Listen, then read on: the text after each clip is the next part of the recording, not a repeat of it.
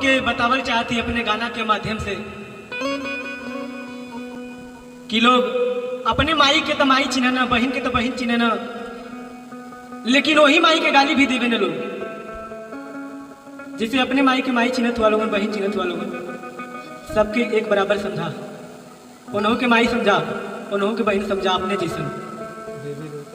यहाँ रह गई भगवान वाली बात। जैसे बाबा साहब के माने वाला लोग बाबा साहब के मानत हुआ, और लोग भगवान के माने वाला मानत हुआ, लेकिन उमन बुराई भी करत हुआ कि आओ उनके मानत हुआ, ताऊ उनके मानत हुआ। ये भी ना होए कि चाहे भैया माना सब लोग,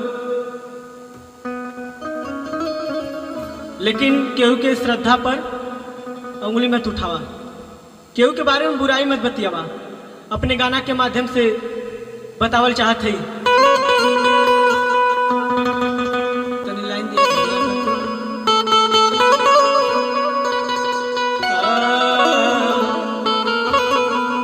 अपने माई के हम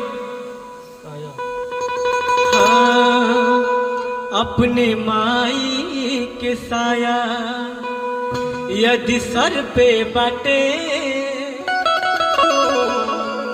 अपने माई के साया यदि सर पे बाटे, तो केहू के माई पर अंगुरी मत उठाइहा न हो।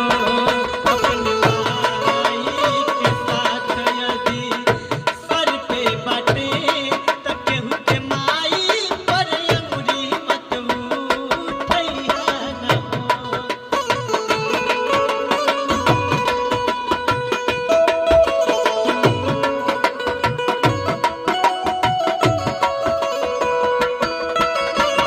लेकिन एक लाइन और जौन बतौली है, यदि भीम जी के कृपा तोहरे सर पे बाटे, यदि भीम जी के कृपा तोहरे सर पे बाटे, तो केहू के सर